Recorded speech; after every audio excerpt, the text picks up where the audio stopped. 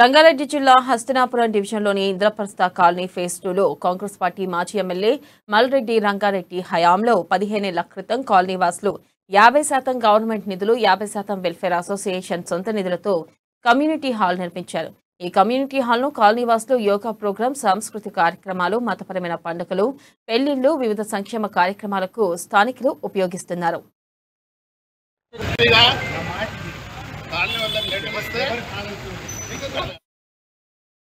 అయితే ఇటీవల కాలంలో కమ్యూనిటీ హాల్ను జీహెచ్ఎంసీ వార్డ్ ఆఫీసర్గా మార్చడంపై మల్రెడ్డి రామ్రెడ్డి ఆగ్రహం వ్యక్తం చేశారు. ఇక ఎల్బీనగర్ నియోజకవర్గంలో ప్రభుత్వ భూములను ప్రస్తుత ఎమ్మెల్యే సుధీర్ రెడ్డి బినామీ పేర్లతో 58 నుంచి 59 జీవో కింద అమ్ముకుంటున్నారని ఆరోపించారు. ఇక కాలనీ వాసులు సొంతంగా నిర్మించుకున్న కమ్యూనిటీ హాల్లను వార్డు ఆఫీసులుగా మార్చడమేంటని, అవసరమైతే ప్రభుత్వ నిధులతో కొత్తవి కట్టాలి గాని ఉన్నవాటిని మార్చడమేంటి అని ప్రశ్నించిన మల్రెడ్డి రామ్రెడ్డిని హస్తినాపురం డివిజన్ అధ్యక్షుడు శశిధర్ రెడ్డి పలువురిని బాలాపూర్ పోలీసులు అరెస్ట్ చేసి పోలీస్ స్టేషన్ కు తరలించారు.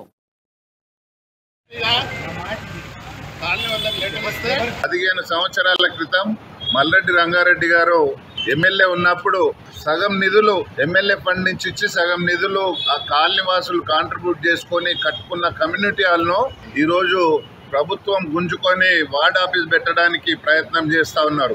వీళ్ళు ప్రజల సౌకర్యార్థం పెట్టాల్సిన వార్డ్ ఆఫీసు కాలనీ వాళ్ళు రోజు బర్త్డేలు, పెళ్లిళ్ళు చేసుకునే కమ్యూనిటీ హాల్ను గుంజుకోవాల్సిన అవసరం ఏముందని దీని సందర్భంగా మరి కాంగ్రెస్ పార్టీలో గెలిచి అమ్ముడు అయిన ఎమ్మెల్యేను మేము అడుగుతా ఉన్నాం.